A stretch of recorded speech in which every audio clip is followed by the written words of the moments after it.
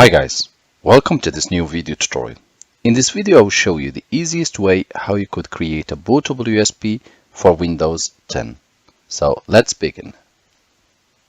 At this stage open your browser and type download Windows 10 and hit enter.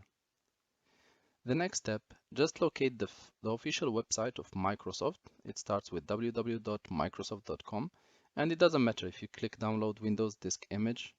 It doesn't really matter, so just click on it and I will show you the next step which you need to take. Let's change the language and I will change the language to English, and here we are at the official website of Windows, and from here we'll proceed to the next step.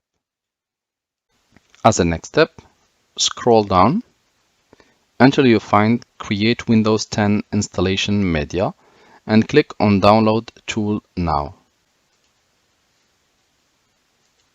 Once the tool has been downloaded, click on it to open. Double click on the tool to run.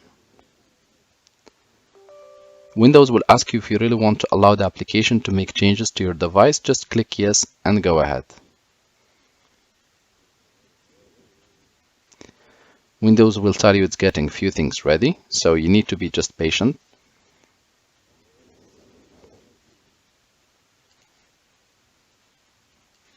As a next step, Windows will give you the applicable notices and license terms.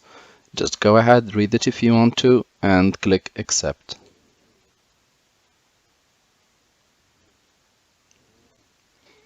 Again, we will wait for a few seconds until the next window or the pops up, or the next message.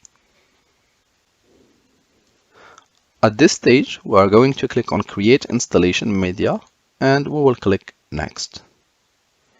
At this stage, Windows automatically will detect from the currently in usage the computer, or the computer which you are using now to do this process.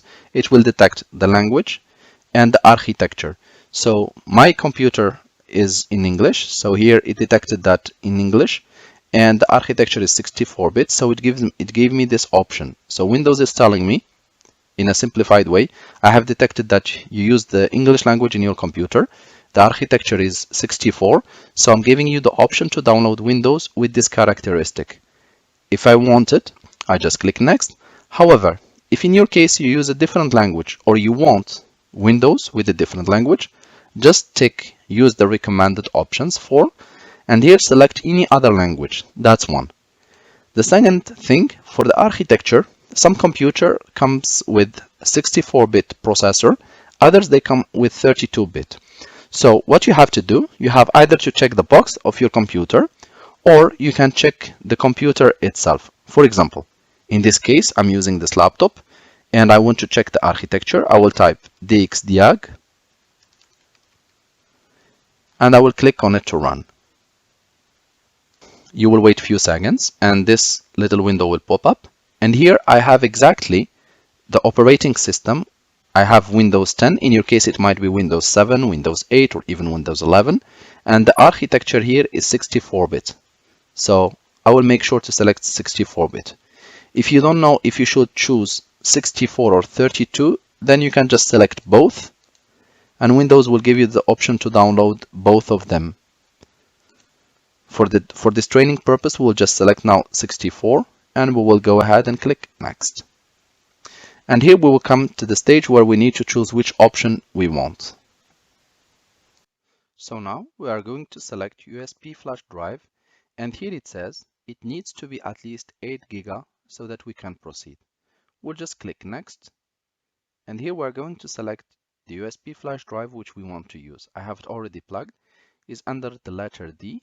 We can always open the PC shortcut and check the name and the letter. So it's this one, it's free, and it ends with the letter D or under the letter D. So we'll just select it. Next step, we're going just to click Next, and we will need to wait a few minutes until the whole process is done, and then I will show you the next steps.